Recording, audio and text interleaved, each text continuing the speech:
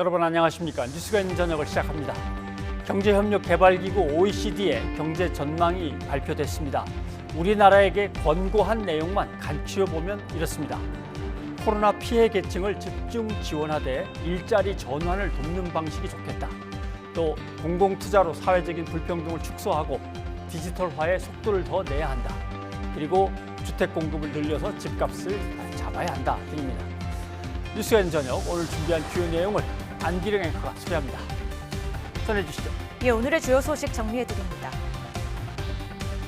코로나19 신규 확진자가 이틀째 5천 명을 넘어선 가운데 국내에서 처음으로 오미크론 변이 감염이 확인됐습니다.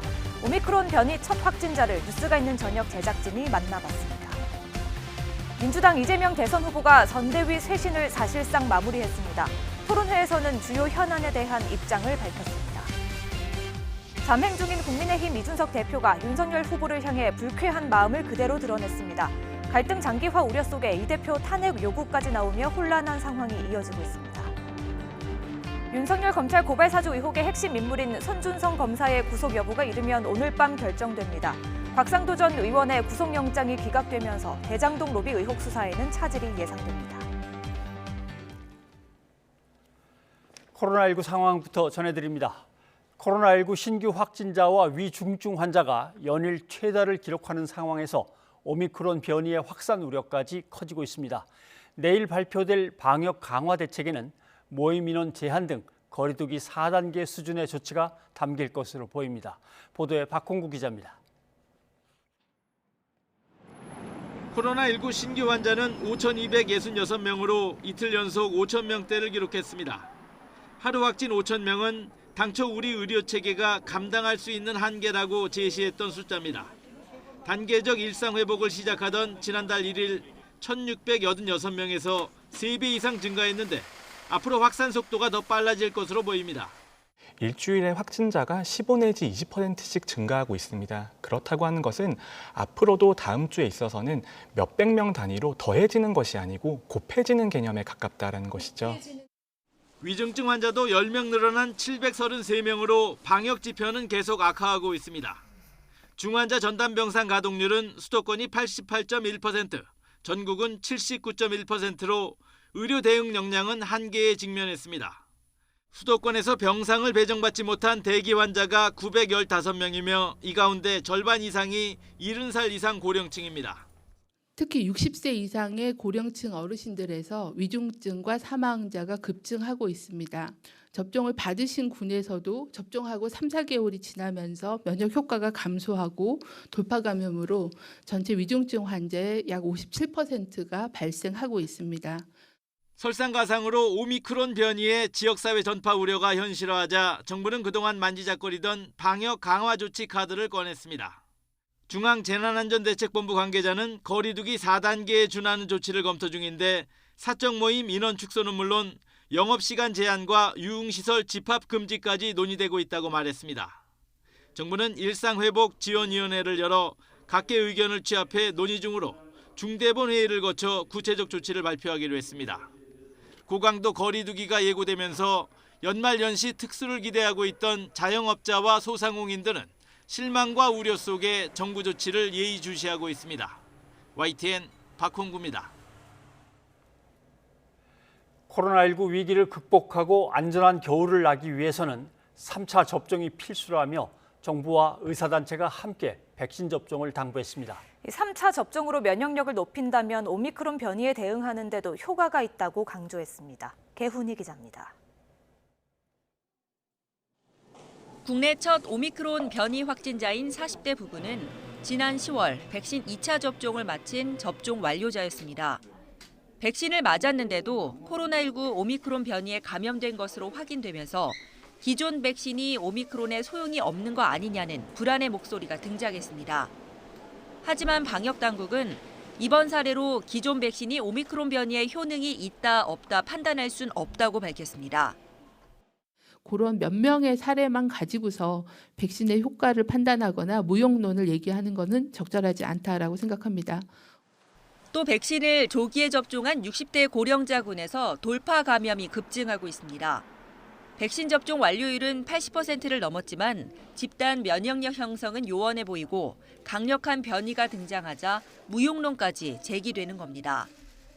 오미크론이 백신에 어떤 영향을 줄지, 백신 효과에 어떤 관계를 줄지에 대해서는 아직 확실하게 밝혀지지가 않았습니다. 3차 접종을 하게 되면 좀 더 항체가를 신속하게 올려서 오미크론 변이에 대해서도 대응이 가능하기 때문에 방역 당국과 전문가 집단은 코로나19 백신이 감염과 위중증, 사망 예방에 분명 효과가 있다며 3차 접종을 재차 당부했습니다. 3차 접종까지 마친 사람이 기본 접종자보다 확진율은 11.3배, 중증화율은 19.5배 감소했다는 연구 결과를 근거로 들었습니다. 델타 변이를 막는 데는 현재 3차 접종밖에는 없다고 생각합니다. 아직 우리나라가 지금 오미크론이 창궐하고 있지도 않고 그 델타 변이가 지금 창궐하고 있는 상황에서 그 델타 변이를 막고 안전하게 겨울을 지내기 위해서 정부는 추가 접종률을 높이기 위해 12월 한 달을 60세 이상 고령층의 3차 접종 집중 기간으로 운영하기로 했습니다. 18세에서 49세의 추가 접종 사전 예약도 시작됐습니다. 오는 4일부터 추가 접종을 받을 수 있고 자녀 백신을 이용한다면 당장 추가 접종이 가능합니다. YTN 개운입니다. 오미크론 변이의 국내 첫 감염자인 목사 부부가 방역 택시를 탔다고 거짓말한 것으로 드러났습니다. 이 때문에 접촉자가 제때 격리되지 않고 교회 예배 등에 참석하며 확산 우려가 커지고 있습니다. 방역 당국은 이들 부부를 고발할 예정입니다. 이동우 기자입니다. 나이지리아를 방문한 뒤 국내 첫 코로나19 오미크론 변이 감염자가 된 인천의 40대 목사 부부. 이들은 지난달 24일 공항에서 자택으로 이동할 때 방역 택시를 탔다고 방역 당국에 거짓말을 한 것으로 드러났습니다. 하지만 실제로는 우즈베키스탄 국적의 30대 지인이 운전한 차를 탔습니다.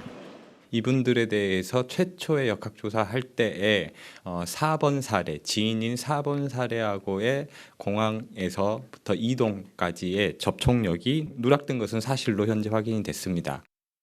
이 때문에 이들 부부가 확진 판정을 받은 25일 이후에도 30대 지인은 밀접 접촉자로 분류되지 않았지만 결국 오미크론 확진 판정을 받았습니다. 여기에 이 30대 남성의 아내와 장모, 지인까지 코로나19 확진자로 판명돼 오미크론 감염 여부를 조사 중입니다.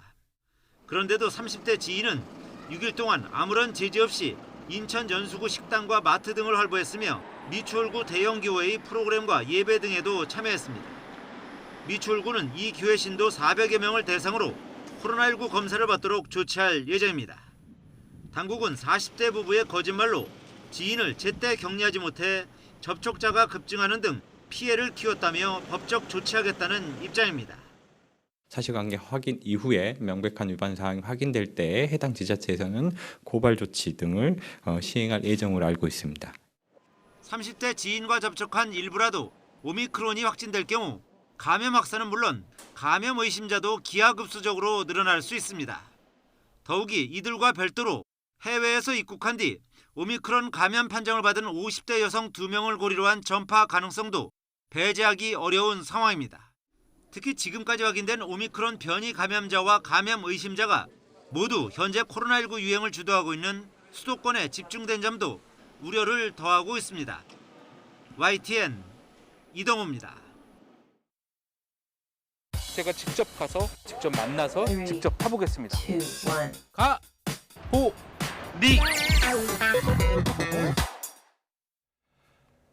네, 보신 것처럼 코로나19 오미크론 변이 국내 첫 확진자인 40대 목사 부부에 대해서 방역 당국이 고발 방침을 세웠습니다. 첫 번째 역학조사에서 방역 택시를 탔다고 거짓말한 사실이 드러났기 때문입니다. 예, 뉴스가 있는 저녁 제작진이 이 첫 확진자와 인터뷰를 했습니다. 양시창 기자 나와 있습니다. 안녕하십니까? 네, 어서 오십시오. 네, 안녕하세요. 예. 자, 목사 부부, 나이지리아를 방문하고 돌아온 40대 부부. 그러니까 남편이 목사고 아마 부인이 함께 여행을 했던 모양입니다. 그렇습니다. 이 부부 중 부인과 어렵게 통화 인터뷰를 했습니다. 예. 앞서 리포트에서 보신 대로 40대 부부가 이 국내 오미크론 변이 첫 확진자죠. 목사인 남편은 이 우즈베키스탄에서 낳고 자란 우즈베키스탄 국적의 외국인이고요. 아, 예. 부인이 이 한국 국적을 소유했습니다. 남편은 국내에서 활동하면서 이 인천 미추홀구의 한 교회에서 러시아 출신을 중심으로 한 이 외국인 예배를 이끌고 있습니다.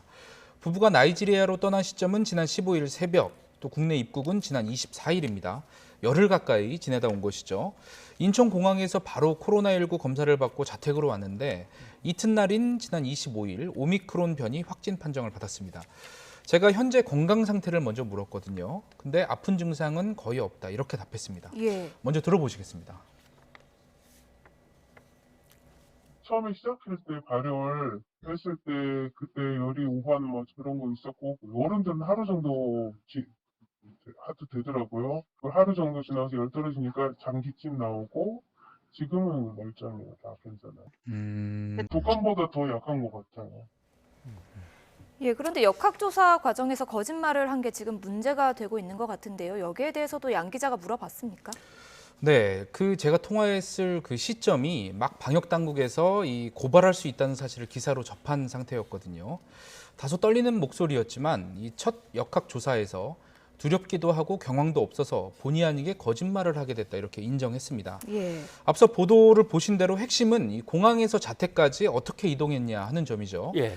A씨 부부는 실제로는 이 공항에 마중 나온 지인 B씨의 차를 타고 이동했지만 역학조사에서는 방역택시를 탔다 이렇게 답했습니다. 예. 좀 더 정확하게 말하면 A씨는 역학조사관이 공항에서 자택까지 방역 차량을 타고 이동했느냐고 물어서 그렇다고 답했다는 겁니다. 한번 들어보시겠습니다. 확진 나오고 나서 전화가 왔었어요. 그래서 방차 타고 가셨습니까? 그래서 방역차가 뭔가 머릿속으로 잠깐 생각하고 네, 차 타고 가서 방차 타고 갔어요. 이렇게 얘기했죠. 좀 경황도 없고 조금 좀 두려운 마음이 있으셨나요? 그렇죠. 지인이 걱정이 돼가지고 그거를 말하면 저희가 또 어떻게 될까 싶어서. 네. A씨 부부는 이제 외국에 나갔다 들어왔으니까 어느 정도 이제 경각심이 있었는데 아마 이제 방역 당국은 바로 이 마중을 나갔던 B씨가 오미크론 변이 전파에 큰 영향을 미치고 있다. 이제 이렇게 판단을 하는 것 같습니다. 네, 그렇습니다. 근데 B씨도 검사를 받긴 받았는데 한 차례 음성 판정이 나왔다고 하니까 B씨한테 모든 책임을 또 물을 수는 없는 거 아닌가요? 그렇죠. A씨에게 이제 모든 책임을 물을 수 있느냐 하는 질문이신데 질병관리본부는 A씨 부부가 이 B씨가 마중 나온 사실을 숨기는 바람에 B씨가 엿새 동안 예. 격리 조치 없이 연수구 주거지 인근 식당이나 마트, 치과 등지를 돌아다녔다 이렇게 발표를 했거든요. 좀 말씀대로 짚을 부분이 그 지점입니다. 이 B씨가 A씨 부부가 확진 판정을 받은 직후 코로나19 검사를 받았고 여기서 예. 음성 판정을 받았다는 겁니다. 이 부분에 대한 A씨의 주장을 들어보시겠습니다. 전화 끊고 너 빨리 가라. 가서 테스트 해봐라. 내 남편이 그랬죠. 그랬더니 음성이 나왔어요.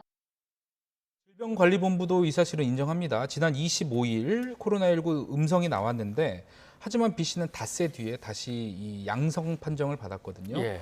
때문에 부부의 거짓말이 큰 문제이긴 하지만 첫 의심 사례인 만큼 이 초기에 접촉을 더 면밀히 파악했느냐, 또 밀접 접촉자인 지인이 처음엔 음성 판정을 받은 부분에 대해서 방역 당국의 책임도 있는 것 아니냐 이런 지적도 나옵니다.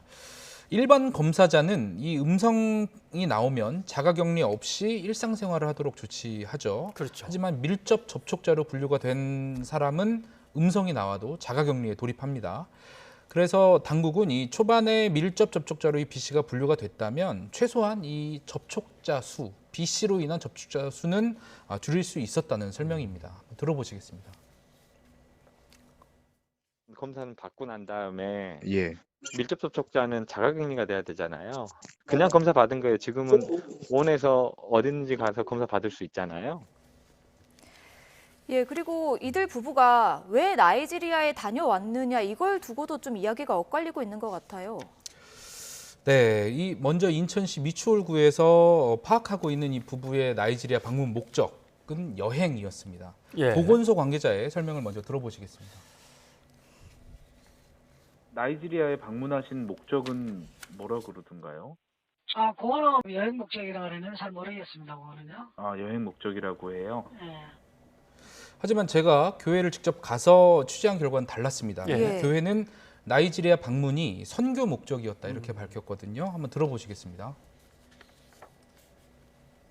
그 나이지리아에는 선교 목적 때문에 종종 나이지리아나 그쪽을 방문하시나요? 제가 알기로는 그런 건 아니고 아마 그쪽에서 초청을 했을 거 아닌가 모르겠네요. 나이지리아랑 크게 연관돼 있는 건 아니에요. 네, 그 A 씨와의 통화에서 정확한 방문 목적을 확인할 수 있었는데요. 매년 정기적으로 나이지리아에서 열리는 이 기독교 행사에 참석했다는 겁니다.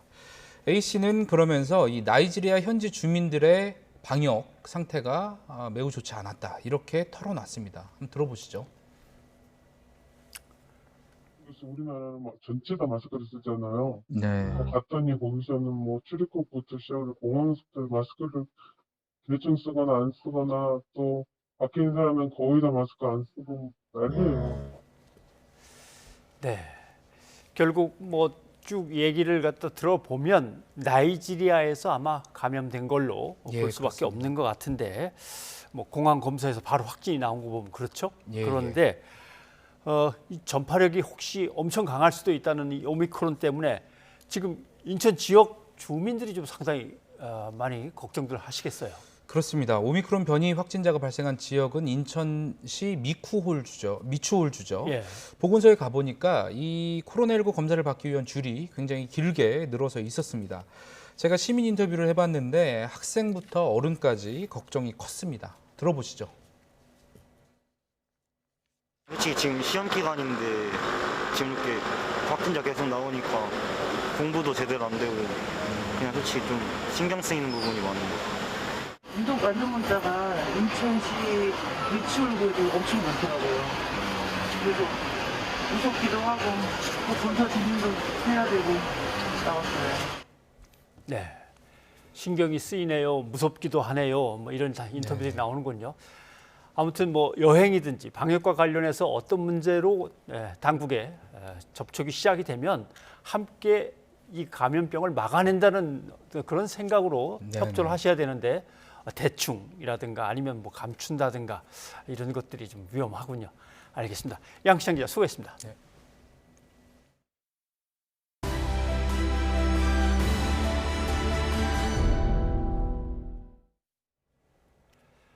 더불어민주당 이재명 대선 후보는 선거대책위원회 출범 한 달 만에 쇄신 작업을 마치고 선대위의 기동성을 높였습니다. 부동산 정책이 문재인 정부의 가장 큰 실패 영역이라며 수도권의 규제 등을 풀어 가격을 안정시킬 자신이 있다고 강조했습니다. 조성호 기자입니다. 스타 예능 PD 출신 김영희 전 MBC 부사장이 이재명 후보의 선거대책위원회에 합류했습니다. 실무 책임자 가운데 유일한 외부 인사로 홍보소통본부장을 맡았습니다. 국민들은 사실 지금의 정치에 사실 피로감을 느끼는 것도 사실입니다. 근데 대한민국 정치의 가장 큰 이벤트가 국민적인 축제가 될 수 있도록 이 후보는 김 전 부사장을 포함한 본부장급 추가 인선도 마무리했습니다. 경선 캠프부터 정책을 담당한 윤우덕 의원이 정책본부장, 이 후보의 최측근 가운데 한 명인 김병욱 의원이 직능본부장을 맡았고 조직본부장과 총괄 상황실장엔 정세균 전 총리 측 인사인 이원욱 의원과 서영교 의원이 각각 임명됐습니다. 16개이던 선대위 산하본부를 6개로 대폭 줄여 효율성을 높였습니다. 기민하게 우리 국민의 목소리에 반응하고 작게라도 신속하게 실천해내서 성과를 축적해가는 그런 민주당, 그런 선대위로 거듭나도록 하겠습니다. 방송기자클럽 토론회에 참석한 이 후보는 부동산 정책을 문재인 정부의 가장 큰 실패 영역이라고 평가했습니다. 그러면서 수도권 도심 용적률이나 층수 규제를 풀어 양질의 공공주택 공급을 늘리는 등 추가 대책을 통해 부동산 가격을 안정시킬 자신이 있다고 강조했습니다. 조국 전 장관 사태와 관련해선 거듭 사과했고 이명박, 박근혜 전 대통령 사면은 시기상조라는 입장을 재확인했습니다. 그런데 지금 현재 이분들이 아무런 뉘우침도 없고 반성도 하지 않고 국민에게 사과도 하지 않는 상태에서 사면을 얘기하는 것 자체는 제가 보기엔 시기상조라는 생각이 듭니다. 이런 가운데 영입인재 1호 조동현 공동상임선대위원장은 언론 인터뷰에서 자신의 과거 사생활 논란에 대해 사과했습니다. 제 개인적인 사생활로 인해서 많은 분들께서 불편함을 분명히 느끼셨을 것이고 분노도 느끼셨을 텐데 그런 부분에서 너무나 송구스럽고 죄송하다는 말씀을 좀 먼저 드리고 싶고요. 다만 10년이 지나고도 도전할 기회조차 허락받지 못하는 거냐고 반문하기도 했습니다. 논란에 대해 이 후보는 일단은 여론을 살피며 기다리겠다고 언급했습니다. 모든 정치 행위는 국민에 대해서 책임지는 것입니다. 우리 국민들의 판단을 좀 지켜보도록 하겠습니다.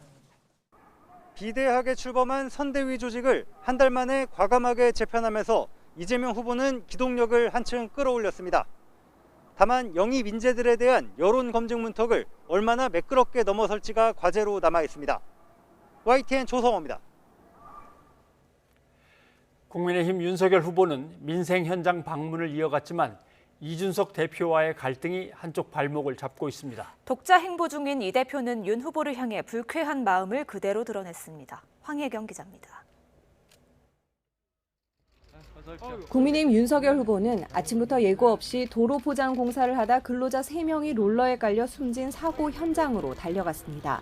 직접 국민 안전을 챙긴다는 취지였는데 사고 책임을 운전자 실수로 돌린 건 다소 성급했다는 지적도 나왔습니다.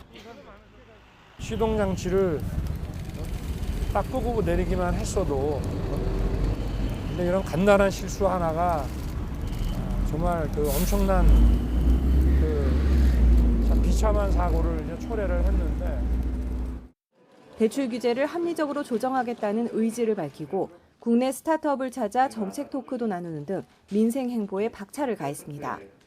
선대위에서는 경선에서 경쟁했던 후보 캠프 인사들을 영입하며 원팀 만들기에도 공을 들였지만 이준석 대표와의 갈등이 발목을 잡고 있습니다. 비공개 일정으로 제주를 찾은 이 대표는 취재진을 만나 윤 후보에 대한 불만을 강하게 드러냈습니다. 저에게 당무에 대해서 어떤 의사를 물어온 적이 없기 때문에 당무 공백이 발생했다고 생각하는 인식 자체가 저는 좀 이해가 가지 않습니다. 자신이 홍보비를 탐냈다거나 무언가를 요구하기 위한 자맹이라는 시각도 모욕적이라면서 해당 발언자들에 대한 인사 조치도 필요하다고 강조했습니다.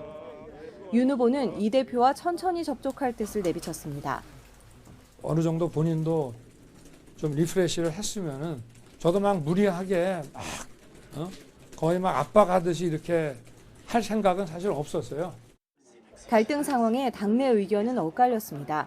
상임고문단에서는 윤 후보가 이 대표를 끌어안아야 한다는 의견과 이 대표가 지나치다는 의견이 모두 나왔고 당사 앞에서는 이 대표를 탄핵하는 집회가 열리기도 했습니다.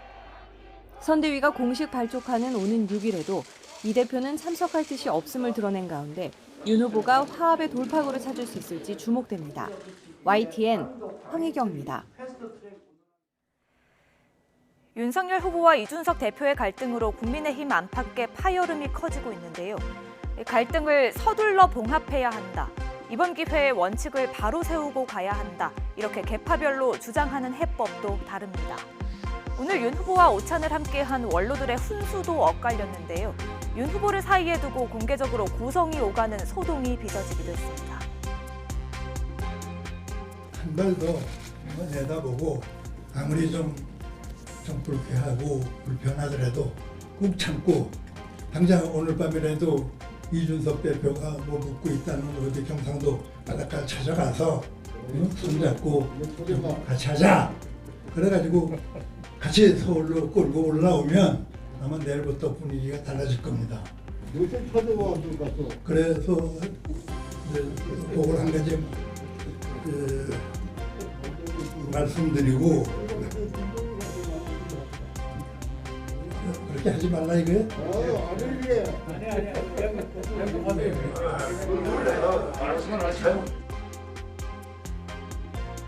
그런데 공교롭게도 김종인 전 비대위원장이 같은 식당에 등장해 관심을 모았습니다. 김 전 위원장은 윤 후보와 별개로 개인 일정이 있었던 것으로 알려졌는데요. 윤 후보가 김 전 위원장을 찾아가 잠시 만남이 이뤄지기도 했습니다. 후보님이 그래도 인사하러 간 것 자체가 위원장님 모시고 싶은 어떤 제스처가 아닌가 싶은데 어떠세요?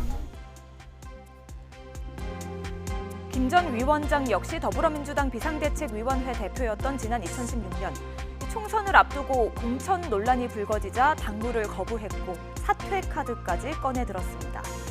이에 경남 양산에 머물던 문재인 당시 전 대표가 급히 서울로 올라와 김 전 위원장의 자택을 찾았습니다.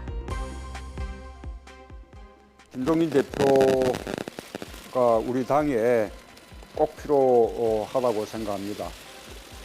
계속 역할을 해주셔야 한다고 생각하고요. 혹시 뭐 이번 사태 때문에 많이 이렇게 서운하셔서 좀 다른 생각을 하고 계시다면 제가 좀 잘 말씀드려서 이렇게 잘 결정할 수 있도록 그렇게 말씀을 잘 드려보겠습니다. 결국 다음 날 김 전 위원장은 당무에 복귀했고 민주당은 그해 총선에서 123석을 얻으면서 새누리당을 누르고 제1당에 올랐습니다. 선거가 별로 한 20여일밖에 남지 않는 이런 상황에서 당의 이번 선거를 맞이해서 어떠한 상황이 전개될 것인가 하는 이런 것에 대한 나름대로의 책임감도 또 느끼게 돼서 고민 끝에 일단 하여튼 제가 이 당에 남아야 되겠다 하는 생각을 합니다. 문 대통령은 새정치연합 대표 시절이던 지난 2015년에도 안철수 당시 의원의 탈당을 막기 위해 새벽에 자택을 찾았습니다. 하지만 40여 분을 기다린 뒤 안 의원과 간단히 악수만 나눈 채 발길을 돌려야 했죠. 반면 오늘 더불어민주당 이재명 후보와 김대중 전 대통령의 측근으로 활동했던 동교동계 원로들과의 만남은 덕담이 오가며 화기애애한 모습이 연출됐습니다. 우리 김대중 선생님을 함께했던 우리 어르신들 뜻에 어긋나지 않도록 제가 할 수 있는 최선을 다하도록 하겠습니다. 마치 김대중 대표께서 살아 계셔서 이 자리에 앉아 계신 것 같은 그런 심정입니다. 좀 앉아 계세요. 예. 국민의힘 선대위 공식 출범일이 나흘 앞으로 다가온 가운데 윤 후보가 이번 내홍을 어떻게 해결하느냐가 정치력의 첫 시험대가 될 것이라는 평가도 나오고 있습니다. 뉴스가 있는 저녁 안기령입니다. 네, 더불어민주당 이재명 후보는 오늘 방송기자클럽 초청 토론회에 참석해 여러 현안에 대한 견해를 밝혔습니다. 국민의힘 윤석열 후보는 이준석 대표의 자맹으로 골머리를 앓고 있는데 당 원로들도 만났지만 좀처럼 해법을 찾지는 못하고 있습니다. 최진봉 성공회대 교수와 관련 내용을 정리해 보겠습니다. 어서 오십시오. 안녕하세요. 예. 윤석열, 이재명, 윤석열 두 후보의 지지율부터 한번 좀 살펴보겠습니다. 예. 이제는 뭐 엎치락뒤치락 하고 있다 이런 표현이 맞을 정도가 됐고요. 역시 언론이 가장 관심을 갖고 있는 여론조사는 NBS 4개의 여론기관 회사가 함께하는 NBS 조사인데 여기서는 윤석열 후보가 1%포인트 앞선 걸로 사실 뭐 오차범위 아니어서 앞서다 뒤섰다, 뭐 뒤쳐졌다 이런 표현이 뭐 어색하긴 합니다만은 아무튼 그렇게 나왔습니다. 예. 그러니까 전체적으로 보면, 그러니까 말씀하신 것처럼 여론조사가 이제 여러 군데서 하다 보니까 약간의 차이도 있고 이러다 보니까 우리가 전체적으로 보면 추세를 보는 거 아니겠습니까? 그렇죠. 예. 근데 명확한 추세는 뭐 이건 이견이 없다고 저는 봅니다. 이재명 후보는 지지율이 상승하는 추세이고요. 윤석열 후보는 지지율이 하락하는 추세. 이거는 뭐 모든 여론조사 결과에서 동등하게 나타나고 있는 상황입니다. 2주 전에 여론조사 결과, 지금의 여론조사 결과를 보면 이건 명확하게 나오는 결과니까요. 예. 그런 추세라고 하면 이 부분은 사실 윤석열 후보 측에는 상당히 좀 빨간불이 들어왔다고 볼 수밖에 없습니다. 그리고 이제 한 조사는 물론 오차범위 안에 있기 때문에 그게 의미가 뭐 서로 차이의 의미가 없다고 볼 수 있지만 퍼센테이지가 적긴 하지만 약 1% 정도 차이로 이재명 후보가 앞서는 그런 결과가 나온 상황이고요. 예. 이런 상황이라고 하면 이게 추세가 계속 갈 수 있다는 그런 전망이 가능하고 거기에다 지금 상황과 환경을 보면 윤석열 후보 선대위나 캠프 쪽에서는 지금 선대위 출범식 앞두고 상당히 갈등이 계속되는 모습을 보이고 있고 이재명 후보 측에서는 선대위 쇄신을 통해서 새로운 면모를 보여주는 면이 대비되면서 부각이 되다 보니까 아무래도 이런 추세가 좀 더 가지 않을까 하는 전망이 우세하다고 볼 수 있습니다. 예. 국민의힘 쪽에서 겪고 있는 내용은 이제 더 자꾸 이제 골마가면 이제 유권자들은 지리해지니까 그렇죠. 저 이슈에 대해서 그때 이제 또 여론조사에 반영될 수도 있고 그건 조금 더 지켜봐야 되는데 조금은 국민의힘으로서는 참 안타깝습니다. 자, 국민의힘 쪽은 나중에 좀 얘기를 하고 이재명 후보 얘기부터 하면은 방송기자클럽 초청 토론에서 오늘 상당히 정책에 대한 이런저런 얘기도 나오고 또 사과도 다시 한번 했는데 한번 들어보시죠. 네. 예.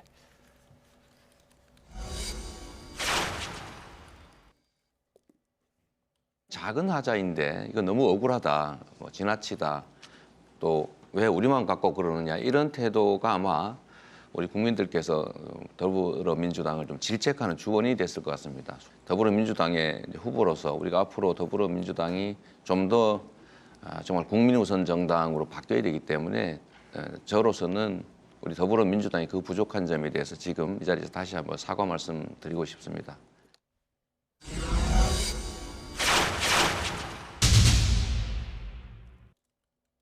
현 정부의 부동산 정책 전반적으로 실패했다 이런 평가를 받고 있는데 이재명 후보님도 같은 생각이시죠?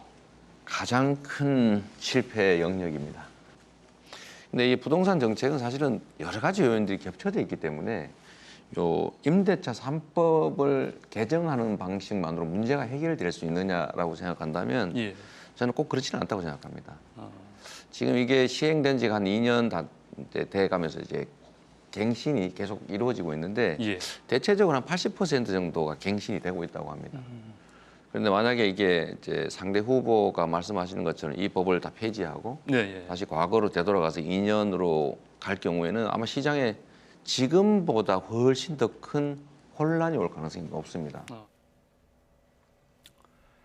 네, 죄송합니다. 잘못했습니다라고 이제 사과를 하면 현 정부나 또는 민주당 정권하고 살짝 금을 긋는 건데 이렇게 되면 이제 중도층에서는 사과를 받아들이면서 올 수도 있고 또 핵심 지지층에서는 뭘 그렇게 잘못했다고 자꾸 사과를 하냐 약간 이제 반발할 수도 있고 어떻게 보십니까? 그러니까 저는 이렇게 생각해요. 기본적으로 이제 핵심 지지층이라고 하는 민주당 지지층들도 일정 부분 국민적인 감정의 선이 일정 부분 좀 건드려졌다는 부분을 인정하실 거라고 저는 봅니다. 그러니까 이게 법적인 문제로 봐서 뭐 처벌되고 안 되고는 지금 재판이 진행되고 있기 때문에 아무도 모르는 겁니다. 그렇죠. 다만 도덕적으로, 윤리적으로, 정치적으로 봤을 때 어쨌든 우리 사회의 어떤 기득권층이라고 얘기하는 그 기득권층과 기득권이 아닌 층 사이의 어떤 갈등의 요소로 작용했던 건 분명한 사실이고 거기에 대해서 너무 과도하게 검찰이 수사를 한 부분은 이재명 후보도 지적을 하고 문제를 제기한 적이 있습니다. 그건 뭐 제가 볼 때는 그런 생각을 갖고 있다고 봐요. 다만 그럼에도 불구하고 대부분의 일반 국민들은 누리지 못하는 혜택을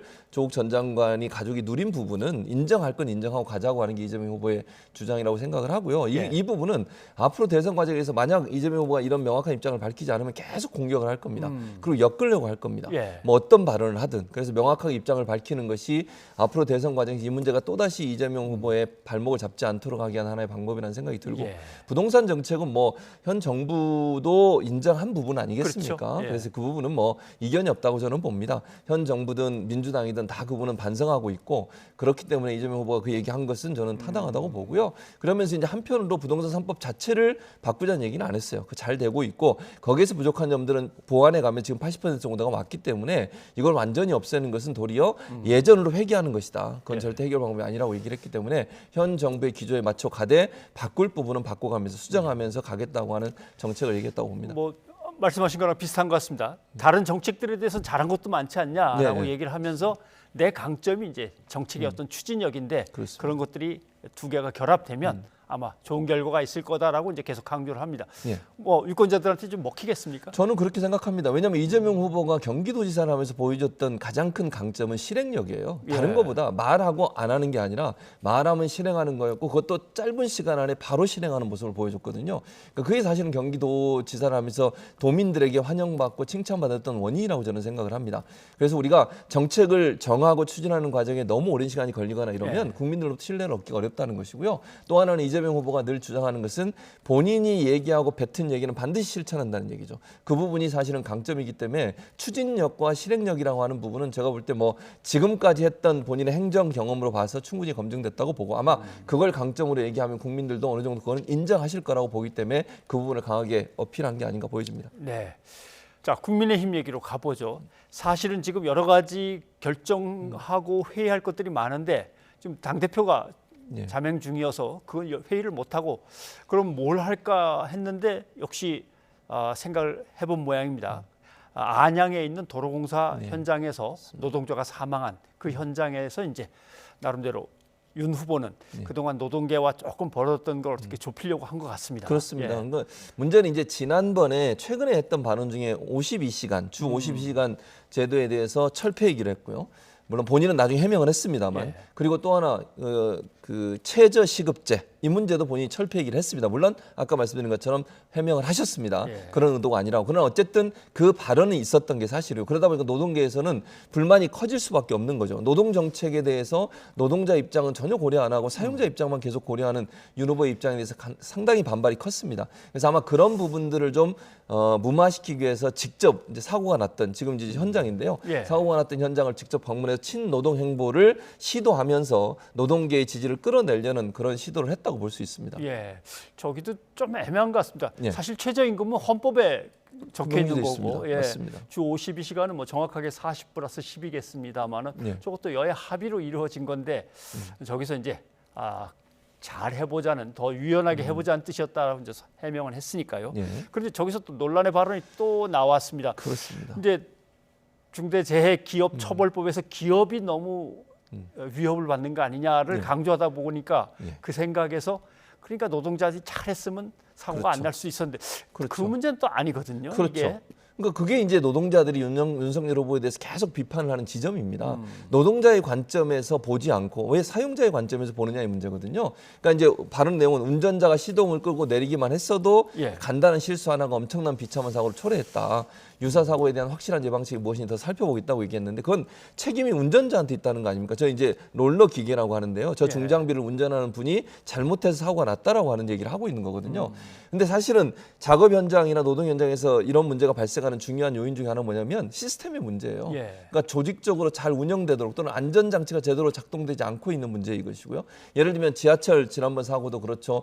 그다음에 그 컨베이어 벨트에 안타깝게 사망한 우리 노동자도 있지 않습니까? 그것도 사실은 원래 규정 안전규칙을 제대로 지키지 않아서 문제가 됐고 기업이 조금 더 비용을 절약하기 위해서 노동자들에게 안전을 보장할 수 있는 시스템을 만들지 않아서 그런 문제가 발생한 게 비일비재한데 그런 부분은 전혀 얘기 안 하고 노동자가 잘못했기 때문에 저런 사고가 발생했다고 얘기를 하니까 원래 의도는 노동자들의 지지를 좀 끌어내기 위해서 갔는데 결국 예. 발언한 내용 때문에 또다시 노동자로부터 비판을 받는 그런 상황이 됐다고 볼 수 있습니다. 간단하고 사소한 실수 때문에 큰 사고가 났다고 이제 아마 생각을 하신 것 같은데 예. 사실은 더 단단한 방비책을 좀 미리 만들었으면 그렇습니다. 하는 게 이제 노동계의 바람이겠죠. 예. 그런데 자 이준석 대표를 어떻게든 불러와야지 맞습니다. 되는데 말이죠. 그래서 예. 당의 원로들하고 만났는데 제 생각에는 당의 원로들이 다 이준석 대표한테 찾아가서 데리고 오면 될 것 같은데 당의 원로들도 생각이 좀 다르군요. 보니까. 예, 그러니까요. 저도 그래서 놀랐는데 이게 그 자리에서 이제 신 전 의원이 말씀하시는데 또 반대에서는 왜 가야 되냐, 갈 필요가 없다 이렇게 얘기를 하시면서 안에서 의견이 또 분란이 일어났어요. 근데 저는 그 모습이 현재 윤석열 후보 선거 캠프의 모습이 아닌가 하는 생각이 들었습니다. 물론 예. 제가 확인한 건 아니고요. 그게 국민의힘 내부에서 여론이라고 저는 생각을 해요. 이러다 보니까 윤석열 후보가 적극적으로 이준석 대표를 찾아가거나 아니면 설득하는 부분에 조금 소극적인 게 아닌가 하는 그런 생각이 듭니다. 의견이 지금 뭐 당원 게시판도 보면요, 의견이 팽팽해요. 서로. 예. 이준석 대표가 잘못했다고 주장하시는 분도 많고 윤석열 후보가 잘못했다고 주장하는 분도 많고 이러다 보니까 서로 부딪히는 부분이 있어서 근데 저는 이렇게 생각합니다. 윤석열 후보는 그 여러 가지 의견 중에 하나를 생각해야 돼요. 제가 윤석열 후보한테 조언을 드리자면 예. 선거에 이기는 방법을 찾아야 됩니다. 예. 그러니까 당내에 갈등이 있는 것은 갈등이 있는 거고요. 어떤 선택을 하는 것이 본인이 선거에서 이길 수 있을까 하는 부분을 고민해야 한다고 저는 보거든요. 그 두 의견이 부딪히고 선대위 안에서 핵심 참모들이 의견이 부딪힌다고 해서 그게 어느 부분이 맞냐 틀리냐의 문제가 아니라 어떤 행동을 했을 때 본인이 선거에서 유리한 상황이 될까 하는 부분을 먼저 고민하는 게 필요하지 않을까 하는 생각이 듭니다. 예. 이준석 대표도 오늘 좀 본격적으로 얘기를 꺼내더라고요. 예를 들면은 선거가 코앞에 있는데 왜 네. 당무를 놓냐 그러니까 당무가 나한테 선거 관련해서 온 적이 없다라고 하는 건데 그래도 아무튼 당 대표는 선거에서 이길 것부터 생각을 해야겠죠. 그렇죠. 그래야 네. 된다고 보여지고 그러니까 오늘 이준석 대표가 인터뷰한 내용을 보면 크게 두 가지를 저는 키워드로 보는데요. 첫째는 패싱이에요. 지금 말씀하신 것처럼 본인한테 당무가 온 게 없다. 네. 그러니까 후보가 선출된 이후에 당대표로서 일할 수 있는 당무를 한 번도 자기한테 얘기한 게 없다. 한 번인가 얘기했다고 그러더라고요. 인사 문제에 대해서. 그 말은 결국 본인이 패싱 당하고 있다는 거 아닙니까? 그러니까 이후 당무를 한 적이 없다는 말은 선대위에서 본인을 찬밥 신세를 만들었다고 지금 얘기하고 있다고 저는 보고요. 두 번째 저는 저 말이 더 황당한데요. 후보가 배석한 자리에서 이준석이 홍보부를 해먹으려 한다는 취지의 발언을 했던 인사가 있다는 겁니다. 저거는 상당히 모욕적이거든요. 그러니까 이준석 대표가 이제 홍보 미디어 본부장을 맡고 있지 않습니까? 상임선대위원장과 함께. 그런데 그 자리에서 후보도 있는 데서 누군가가 저런 얘기를 했다고 하면 저거는 이준석 대표 입장에 상당히 모욕적인 발언이죠. 뭐 사실관계 모르겠습니다. 윤석 대표가 한 얘기니까요. 어쨌든 저 얘기가 있었다고 하면 윤석 대표 입장에서는 이렇게 떠돌 수밖에 없는 상황으로 내모는 중요한 계기가 됐다고 저는 보고 저런 부분들이 어떤 형태로 해결이 안 되면 윤석 대표가 돌아올 수 있겠습니까? 그래서 윤석열 후보 측은 저런 부분들이 만약에 윤석 대표가 저런 부분 때문에 서운해하고 있고 마음의 상처를 받았다고 하면 그 부분을 해결할 수 있는 방안을 찾아야 됩니다. 누가 옳고 그름의 문제가 아니고 지금은 윤석 대표가 당무에 복귀하는 것이 윤석열 후보의 선거에 도움이 되는 것이고 그것을 위해서라면 양보하는 것도 필요한 상황이라고 보여집니다. 예, 알겠습니다. 근데 윤석열 후보가 원로들하고 만나는 자리에서 김종인 전 비대위원장이 자리를 같이 했습니다. 아마 여의도 쪽에서 움직이다 보니까 서로 이제 장소가 겹치는 것 같긴 한데 아주 묘한 상황이다. 한번 볼까요? 예. 네. 오늘 왜 오셨어요? 개인 약속 때문에 오신 거예요? 친구 만나러 온 사람을 갖다가 이거 마트에서 오산하길래 김종인 위원장이 여기 계시거든요. 아니 뭐 현님하고 계신가? 네. 잠깐 인사라도 하고 가시는 건 어떠신지? 아니 방향 안 되시면 잠깐. 아니 근데 카메라로 좀 아니 여기 고등학교 동창 친구분하고 둘이 식사를 하고 계신데 따로 남을 생각 없는 인사를 하고 그렇죠. 예. 아예 그냥 못 본 척 횡 하고 그냥 바람을 일으키면서 그냥 지나가실 줄 알았더니 그래도 만나서 덕담도 좀 하시고 한 1분 정도는 그래도 뭔가 얘기는 있었는데 언제 만나자는 얘기는 없었던 모양입니다. 없었던 것 같습니다. 왜냐하면 뭐 원래 계획된 만남은 아니었던 것 같고요. 그리고 이제 지금 현재 여러 번 뭐 협상을 했지만 결렬돼서 임종인 전 위원장이 비대위원장이 들어가는 것은 지금 상황에서는 아닌 것 같고 그래서 아마 이제 인사 안 하고 가면 그게 또 기사가 나올 거예요. 그래서 아마 옆에 있는 참모들이 웬만하면 가서 인사하고 가시죠 이렇게 조언을 했던 것 같고 그래서 잠깐이라도 만나고 가는 것이 그래도 기자들이 저렇게 많이 지금 진을 치고서 취재를 하고 있지 않습니까? 모양새를 갖추는 것이 아니었나 하는 생각이 들어서 앞으로 뭐 만날 계획은 당분간 없지 않을까 하는 생각이 듭니다. 민주당 가서 혹시 우리를 도와주시겠습니까? 라는 얘기들에 대해서는 쓸데없는 생각하지 말라고 맞습니다. 딱 못을 박았으면 국민의힘에서의 어떤 개선책 같은 거에 대해서 좀 더 기다리시면서 얘기를 한번 나눌 수도 있을 것 같긴 한데 조금 더 봐야 되겠군요. 예, 오늘 여기까지 듣죠. 고맙습니다. 감사합니다.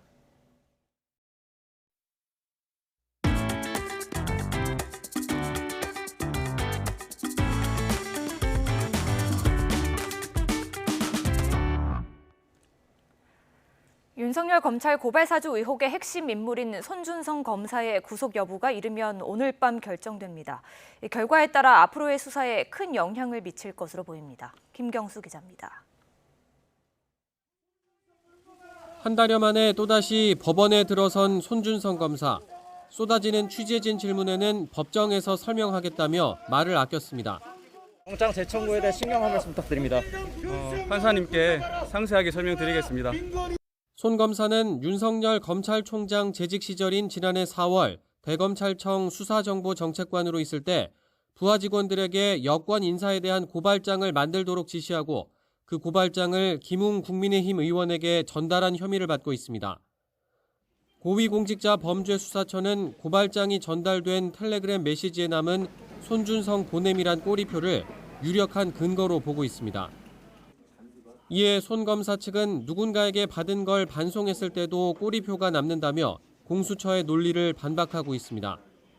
앞서 한 차례 영장이 기각돼 체면을 구겼던 공수처는 이번에도 주임 검사인 여운국 차장이 직접 영장 심사에 나와 구속 필요성을 강조했습니다. 공수처 측은 보강 수사를 통해 손 검사 밑에 있던 검사 2명과 수사관 1명을 특정한 배경을 집중적으로 설명한 것으로 알려졌습니다. 반면 손 검사 측은 구속이 필요한 만큼의 혐의 입증이 없었고 공수처의 수사 절차가 위법했다는 점을 내세운 것으로 전해졌습니다. 법원이 누구 손을 들어주느냐에 따라 향후 수사와 대선 전국에 미칠 영향도 클 것으로 보입니다. 손 검사가 구속되면 당시 검찰총장으로 윗선에 해당하는 윤석열 국민의힘 대선 후보로까지 수사가 확대될 가능성이 큽니다. 하지만 두 번째 영장마저 기각된다면 사실상 마무리 국면으로 접어들면서 공수처 수사가 도마 위에 오를 전망입니다. YTN 김경수입니다. 곽상도 전 의원의 구속영장이 귀각되면서 대장동 로비 의혹 수사에는 차질이 예상됩니다.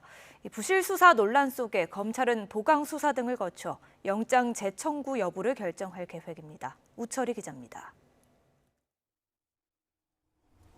곽상도 전 의원의 구속영장 기각 사유를 한마디로 정리하면 혐의 소명 부족입니다. 법원은 범죄 성립 여부에 대한 다툼의 여지가 있어 방어권 보장이 필요하고 구속의 사유와 필요성, 상당성에 대한 소명이 부족하다고 밝혔습니다. 검찰은 곽 전 의원이 김만배 씨에게 받은 청탁과 하나은행 측에 했다는 청탁의 시점, 장소뿐만 아니라 곽 전 의원의 알선 상대를 구체적으로 특정하지 못한 것으로 알려졌습니다. 정확하게 청탁받은 경위라든가 일시, 장소 이런 내용들이 오늘 신문 과정에서도 정확하게 나오지를 않습니다. 검찰의 영장 청구서에 적은 범죄 사실 역시 김만배, 남욱, 정여학 진술과 녹취록 외에 이렇다 할 히든카드가 없는 것으로 전해졌습니다.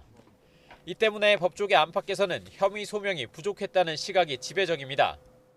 한 중간 간부급 검사는 영장 기각 사유 가운데 소명 부족은 수사기관의 가장 아픈 사유라는 평가를 내리기도 했습니다. 앞서 김만배 씨의 첫 번째 영장 기각과 쪼개기 회식 사태로 수사력과 기각 모두 비판받은 검찰이 나름의 승부수를 띄웠지만 이마저 꺾이면서 수사 동력 저하가 불가피하게 됐습니다. 특히 곽 전 의원은 이른바 50억 클럽으로 거론되는 인물 가운데 사실관계가 비교적 뚜렷했습니다. 상식에서 벗어난 아들의 50억 원 수수 사실 때문인데 이번에 영장이 기각되면서 다른 인물들에 대한 혐의 입증은 더 어려울 것이란 전망이 나옵니다. 박영수 전 특별검사와 권순일 전 대법관 수사는 가시적인 진전이 없어 보여 불구속 기소나 불기소 전망도 조심스럽게 나옵니다.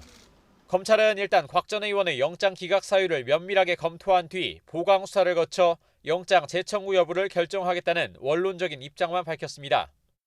검찰이 보강 수사를 통해 이전보다 구체적인 진술이나 더 확실한 물증을 확보할 수 있을지 관심입니다. YTN 우철입니다. 네, 법원이 곽상도 전 의원에 대한 구속영장을 기각했습니다. 한편 고발사주 의혹의 핵심 인물인 손준성 검사는 다시 구속의 갈림길에 서 있습니다. 공수처가 승부수를 다시 띄웠습니다. 관련 내용을 장윤미 변호사와 짚어보겠습니다. 어서 오십시오. 네, 안녕하세요. 자, 곽상도 전 의원 얘기부터 해보면 구속영장이 청구됐는데 이렇게 되면 판사는 받아보고 범죄를 정말 저지른 것 같이 보이기도 하는데 이제 이걸 판단해야겠죠. 그렇습니다. 그다음에 그렇다고 치더라도 꼭 구속 수감시켜야만 되는가 이것도 따져볼 텐데 이번에는 어느 겁니까? 둘 다 합니까? 사실 불구속 수사가 원칙인 게 형사소송법의 또 근간이긴 합니다. 기본이긴 한데 영장을 발부할 때 법원이 보는 사유는 세 가지로 나뉩니다. 일단 범죄가 어느 정도 소명이 됐느냐, 그리고 도주 우려랑 증거인멸의 우려가 있는지 여부인데요. 직전까지 현직 국회의원 신분이었기 때문에 어떤 도주 우려가 높다라고 판단되는 지위에 있지는 않았을 겁니다. 그렇다면 증거인멸, 50억, 이게 실질적으로 수령한 건 세금을 제외하고 25억 원으로 추려지는데 그 부분은 받았다는 사실 자체에 대해서는 다툼이 없기 때문에 더 이상 증거를 인멸할 부분도 많이 남아있지 않았다고 판단받았을 겁니다. 그렇다면 범죄의 소명과 관련해서 법원이 다툴 여지가 있고 이 피의자의 방어권 차원에서라도 이 불구속 수사를 하는 게 옳다라는 판단을 내린 겁니다. 이 부분과 관련해서 실제로 지금 받고 있는 혐의는 곽상도 전 의원이 그 당시에 화천대유가 하나은행 컨소시엄을 구성했을 때 이 부분이 무산될 위기에 처하자 하나은행에 뭔가 압력을 행사해서 이 컨소시엄이 유지되게 하도록 했다라는 겁니다. 그리고 그 반대적인 대가로 받은 것이 아들을 통한 50억 원이라는 부분인데요.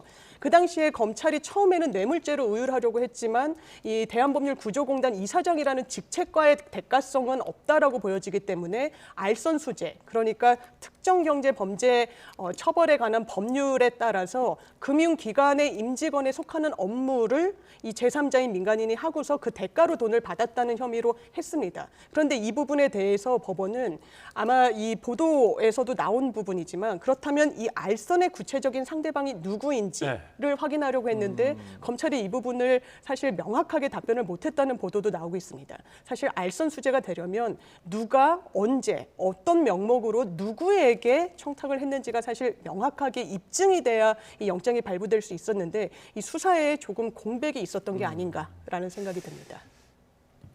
그 다음 문제를 또 세 가지로 나눠보면 이런 것 같습니다. 일반인이라면 대개 국민들 생각은 여론의 이제 반응은 수사가 힘들었나? 네. 아니면은 뭔가 혐의가 아예 없는 거 아닐까 그럼? 근데 또 막 곽상도 전 의원이 또 하필 검찰 출신이니까 또 봐주기가 아니야? 이렇게 나오거든요. 네. 수사가 부실했을까요? 아니면 봐주기가 조금은 있을까요? 사실 그래서 이렇게 영장이 기각될 걸 사실 예상하고도 영장 청구를 한 거 아니냐라는 뭐 분석도 나오는데 예. 이게 워낙에 언론 주목도도 높고 이 뭐 전직 의원을 영장을 청구하는 사안이었기 때문에 그렇기는 힘들었을 거라는 생각은 듭니다. 예. 그리고 검찰이 수사에 속도를 냈지만 너무 진술에 의존한 게 아닌가라는 생각도 드는 부분이 있습니다. 사실 곽상도 전 의원이 50억을 수수한 것과 관련해서 이른바 정영학 녹취록에 우리가 이 이익을 뭔가 아들을 통해서 배당 형식으로 주자라고 공모했다는 혐의가 드러나기도 했는데 이 부분과 관련해서 관련자들의 어떤 진술 이외에 플러스 알파인 객관적인 증빙까지는 확보를 못한 걸로 보이는 부분이 예. 또 있고 이 영장실질심사 과정 중에 검찰이 이게 대가로 이 돈을 수령했기 때문에 실질적으로 하나은행 컨소시엄이 유지된 이후에 같이 모여서 식사를 했다라고 하면서 영수증을 제시하기도 했었는데 지금 보도를 보면 뭐 곽상도 의원 측에서 그걸 탄핵하는 또 반대 증거를 내고 검찰이 뭐 재반박했다는 이야기도 나오고 있습니다. 그래서 뭔가 이 객관적인 증거에 한해서는 더 혐의를 뚜렷하게 할 수 있는 부분에 대해서는 수사가 미진했거나 아니면 실체적인 진실에 조금 다가서지 못한 부분이 있는 것 같습니다. 예. 그런데 그나마 곽상도 전 의원 같은 경우 진술도 있고 영수증도 어디선가 뭐 네. 증거로 확실하게 채택되지는 않았다고 치더라도 영수증도 한 장 나왔고 50억 원 건너간 것까지 분명히 있고 그 가족한테.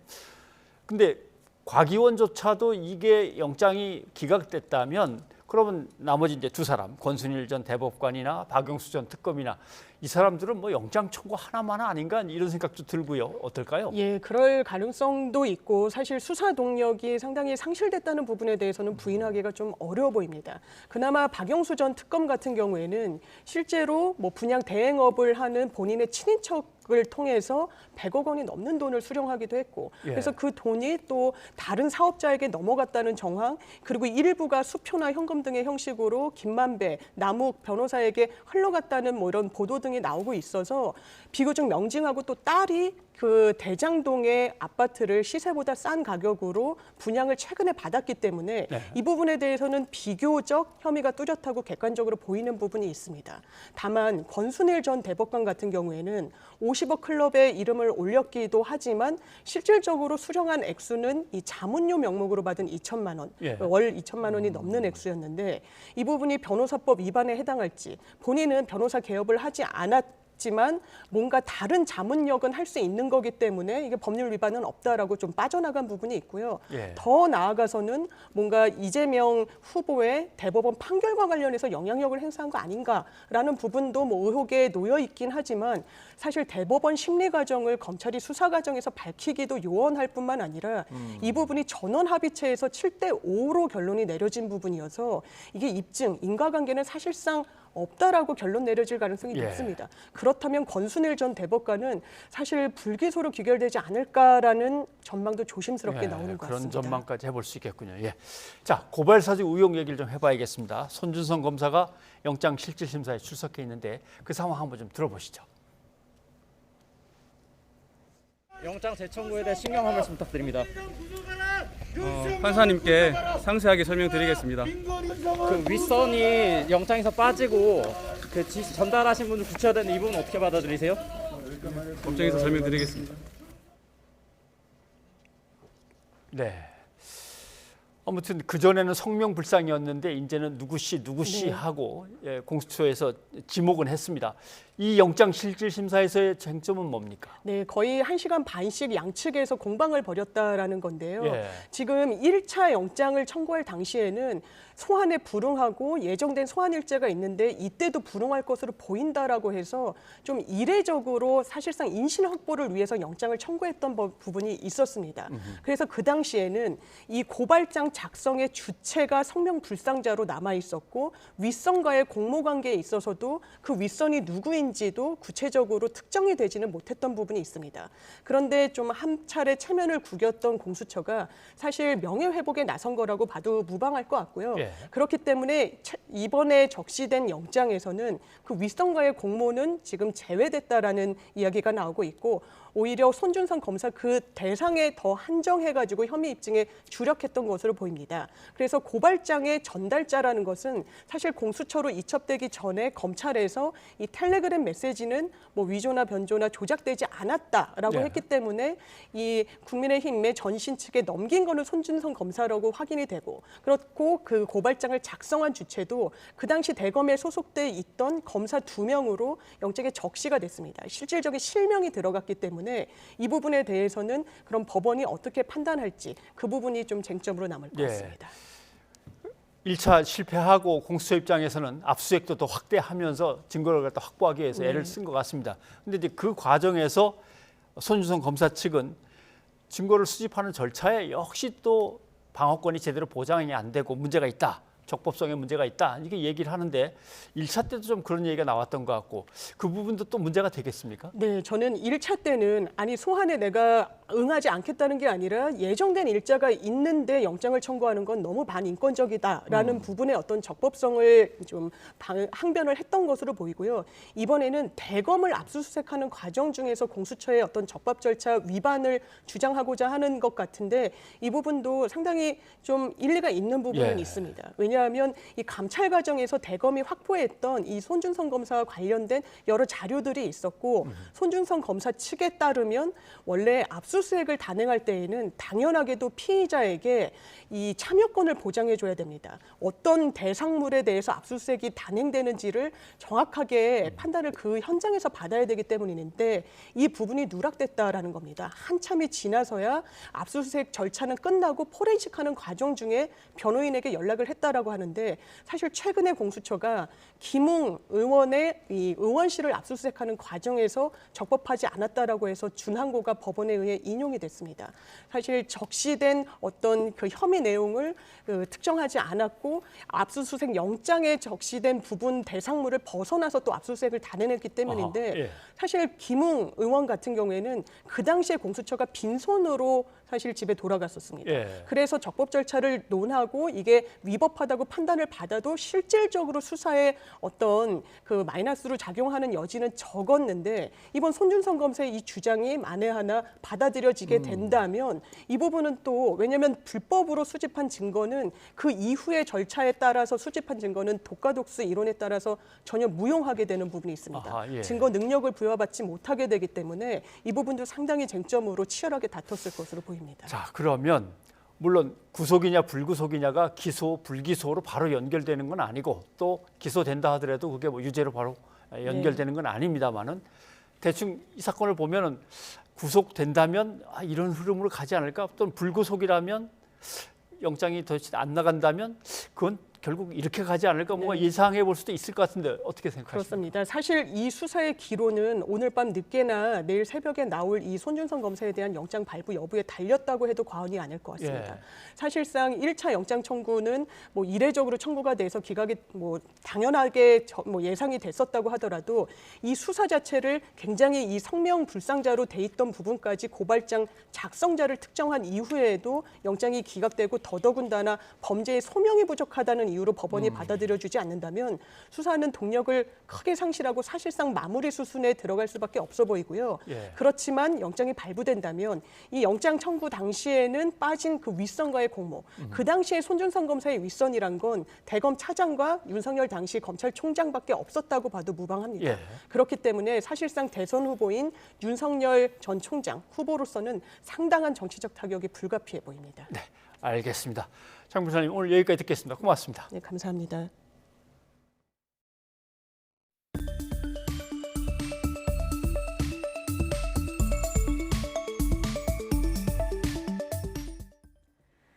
문재인 대통령이 최근에 코로나19 상황과 오미크론 변이 확산에 대해 우려를 나타냈습니다. 문 대통령은 오늘 국가조찬기도회에 참석해 지금이 일상 회복의 마지막 고비라는 점을 강조했습니다. 백종규 기자입니다.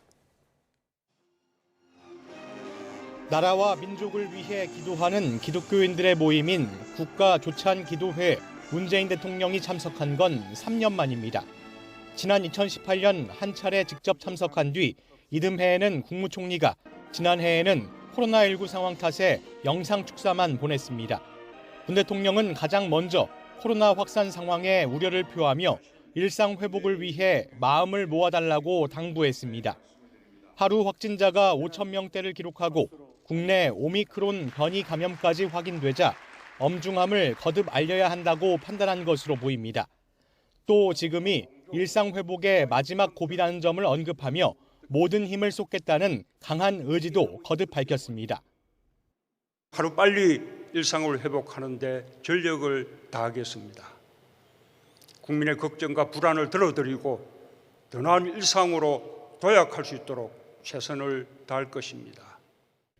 이어 문 대통령은 지난 10월 통신연락선 복원 이후 남북 관계에 진전이 없는 상황에서 한반도 평화를 위한 기도 역시 주문했습니다.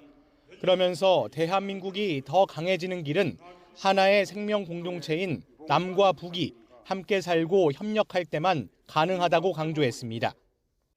비핵화 속의 평화와 번영의 한반도를 실현하는 것은 또 하나의 공의와 회복입니다.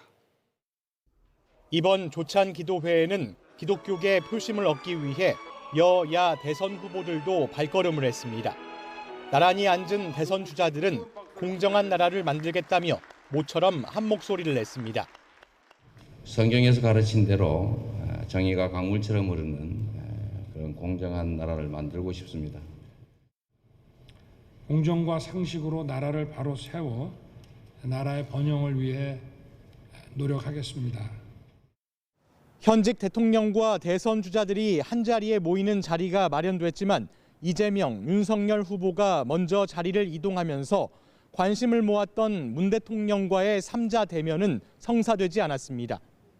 YTN 백종규입니다. 국내에서도 오미크론 변이 감염이 확인되면서 정부가 검역 조치를 강화하기로 했습니다. 앞으로 2주 동안 백신 접종 여부와 관계없이 모든 입국자들을 열흘간 격리하도록 했는데요. 갑작스러운 조치에 일부 혼란도 빚어지고 있습니다. 이준엽 기자가 취재했습니다. 인천국제공항 입국장. 방호복을 입은 방역 요원들이 곳곳에 서 있습니다. 신종 코로나19 변이 바이러스 오미크론 국내 확진자가 나오면서 공항 검역 절차가 강화된 겁니다. 인천국제공항은 지난해 같은 기간보다 이용객이 86% 증가하는 등 지난달 들어 활기를 되찾고 있었는데요. 항공업계는 새로운 변이 바이러스 오미크론의 확산에 촉각을 곤두세우고 있습니다. 당장 오는 16일까지 2주 동안 해외에서 들어오는 모든 여행자는 국적이나 백신 접종 여부와 관계없이 열흘 자가격리에 들어갑니다. 아프리카 지역 유일한 직항편인 에티오피아 노선도 운행이 중단됩니다. 급작스레 발표된 소식에 단계적 일상회복 대책에 맞춰 해외에 나갔다가 입국하려던 사람들은 혼란에 빠졌습니다. 출국할 당시만 해도 어쨌든 저희가 다 방역 수칙이나 이런 게 입출국 시 어떻게 되는지 확인을 하고 갑자기 이게 변경이 되면서 굉장히 혼란스러워하고 자가격리 의무 기간을 중심으로 해외여행 취소 문의가 쏟아지면서 여행업계도 대책 마련에 들어갔습니다. 밤 사이판 같이 요 근래 이제 손님들이 좀 선호하던 지역들 취소가 먼저 발생되는 건 어쩔 수 없는 상황입니다. 오미크론의 등장에 세계 각국이 국경을 걸어 잠그고 있는 가운데 갑자기 발표된 방역 대책으로 인한 피해를 최소화할 대책 마련이 필요해 보입니다. YTN 이준엽입니다.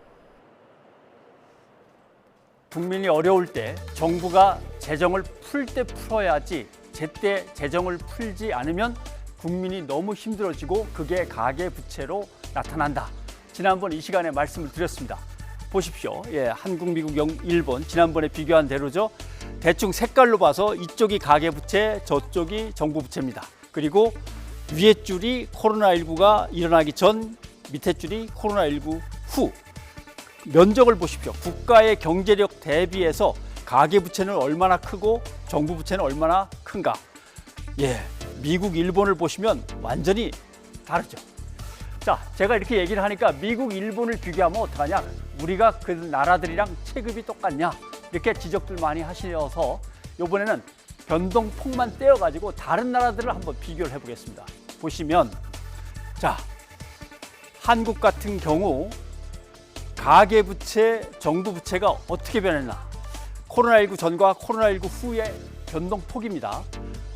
한국은 가계부채가 9% 느는데 정부부채는 8% 늘었습니다. 코로나19 때문에. 근데 유로존 같은 경우 보면 유로존은 가계부채는 3.7, 정부부채는 19.7이나 확 늘었습니다. 영국 5.4, 19.5, 싱가폴 방역을 잘했다고 소문난 싱가폴 가계부채는 2.5 늘었는데 코로나19 때문에 정부부채는 25 늘었습니다. %입니다. 중국도 마찬가지입니다. 가계부채 5.3% 늘 때 정부부채는 12.5%나 늘었습니다. 자, 이렇게 코로나19를 어떻게든 극복하기 위해서 정부들이 돈을 팍팍 쓰고 있었습니다. OECD가 어제 내놓은 세계 경제 전망에서도 우리나라 가계부채를 걱정합니다. 성장률은 쭉쭉 잘 나가는데 가계부채 걱정된다. 역시 마찬가지죠. 금융시장이 걱정된다. 네, 올해 초과해서 걷는 세수는 빚 갚는 데 쓰는 게 뭐 옳습니다. 법대로 규정대로 해야죠. 선거를 앞뒀다고 해서 편법을 써서 여기에 돈을 뿌리는 것은 적절치 않다고 지난번에 말씀을 드렸습니다. 자, 그럼 어떻게 할 것인가? 코로나19는 지금 5천 명이 넘는 상황에서는 새로 코로나19가 시작된다고 봐도 무방할 정도입니다. 그거에 대비해서 이제 다시 전략을 짜야 됩니다. 그런데 금리마저 다시 올라가기 시작했습니다. 그러면 서민들은 더 죽어나는 거죠. 그다음에 원자재 가격에 의해서 소비자 물가도 엄청나게 뛰기 시작했습니다. 가난한 사람들은 또 어려워집니다. 이것을 감안해야죠. 새해에 재난 극복을 위한 재정 확대를 어떻게 펼쳐갈지 지금부터 빨리 논의를 해둬야 합니다. 기획재정부에 드리는 말씀입니다. 변상욱의 앵커 리포트였습니다.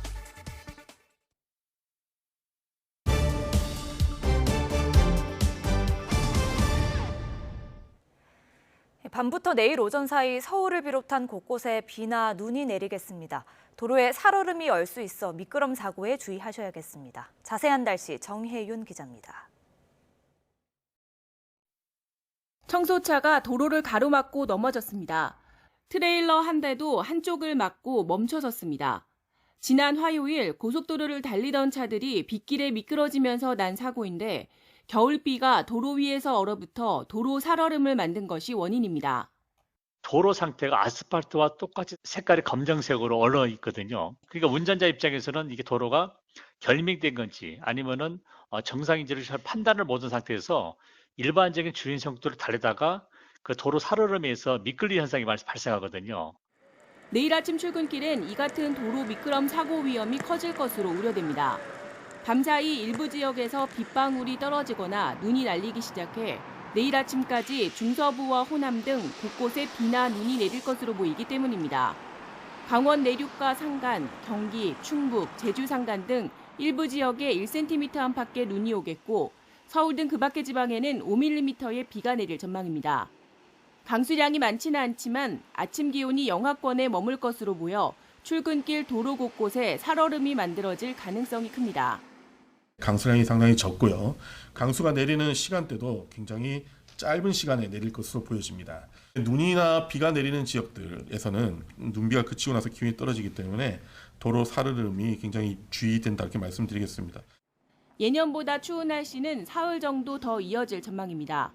기상청은 이번 추위가 일요일 오후부터 점차 풀리겠고 이후 다음 주에는 예년 기온을 웃도는 비교적 온화한 날씨가 이어질 것으로 내다봤습니다. YTN 정혜윤입니다. 경남 양산에서 가출한 중학교 1학년 여학생을 또래 여중생들이 집단으로 감금 폭행한 소식 어제 전해드렸습니다.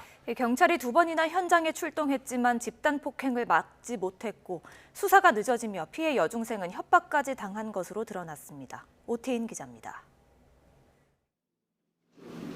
또래 학생들에게 모욕적인 욕설과 함께 무차별 폭행을 당한 중학교 1학년 A양. A양이 폭행당하기 전 경찰은 가해 학생의 집에 2차례나 찾아왔습니다. 가출 청소년들이 모여 있다는 주민 신고로 한 번, A양의 가족과 함께 또 한 번 출동한 겁니다. 하지만 경찰은 방과 화장실만 둘러봤을 뿐 A양이 있던 베란다는 살펴보지 않고 돌아갔습니다. 가족과 경찰이 돌아가자 또래들의 무자비한 폭행이 시작됐습니다. 네, 거기는 경찰이 안 보고 왔다는 얘기죠? 네, 베란다 쪽은 아예 안 오고. 그 뒤 A양 폭행 사건에 대한 경찰 수사는 한 달이 지나서야 본격화됐습니다. 다른 폭행 사건에 연루된 A양이 조사에 제대로 협조하지 않았다는 게 경찰의 해명입니다. 다른 사건 학폭 가해자가 지금 우리한테 수사를 받고 있는 상태였고요. 우리가 수사를 하기 위해서 계속 출석 요구를 해도 출석도 안 해가지고. 경찰이 적극적인 수사 의지를 보이지 않는 사이 가해 학생들은 A양을 또 협박했습니다. 내가 소녀원 들어갈 각오하고 네 죽일 만큼 죽일 거라면서 이런 식으로 얘기를 해가지고 그걸 경찰한테 보고 있었다고 얘기를 했어요. 결국 가해 학생 4명 중 2명은 공동 폭행 혐의로 송치됐지만 소년 보호 사건으로 분류돼 형사처벌을 면했습니다. 나머지 2명 역시 촉법 소년이라는 이유로 역시 형사처벌을 피했습니다. YTN 오태인입니다.